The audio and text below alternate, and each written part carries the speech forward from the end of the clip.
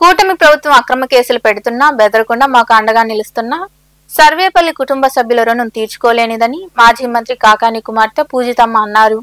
నెల్లూరు జిల్లా పొదలకూరులోని కళ్యాణ మండపంలో నిర్వహించిన రీకాలింగ్ చంద్రబాబు ఇస్ మేనిఫెస్టో కార్యక్రమంలో ఆమె పాల్గొన్నారు. ఈ సందర్భంగా పూజితమ్మ మాట్లాడుతూ చంద్రబాబు ఎన్నికల సమయంలో ప్రజలకు ఎన్నో వాగ్దానాలు చేసి అధికారంలోకి రాగానే అమలు చేయలేదన్నారు. ఇంటింటికి వెళ్లి అమలు కాని హామీలను ప్రజలకు వివరించాలని కోరారు. ఈ కార్యక్రమంలో పార్టీ నాయకులు కార్యకర్తలు పాల్గొన్నారు. సరిగ్గా పట్టించుకోలేదు కూడా ఎన్ని హామీలు ఇచ్చున్నారో చూడండి. జగన్మోహన్ రెడ్డి గారు అయితే ఇచ్చిన హామీలు 10 పూర్తి చేస్తారు. 200 టీడీపీ బాండ్స్ అండి. ఇటువంటి ఒక బాక్స్ ఓపెన్ అవుతుంది. దాన్ని ఒక సెల్ ఫోన్ గారు మర్చిపోయినటువంటి ఆయనే చేసినటువంటి టీడీపీ మేనిఫెస్టో చంద్రబాబు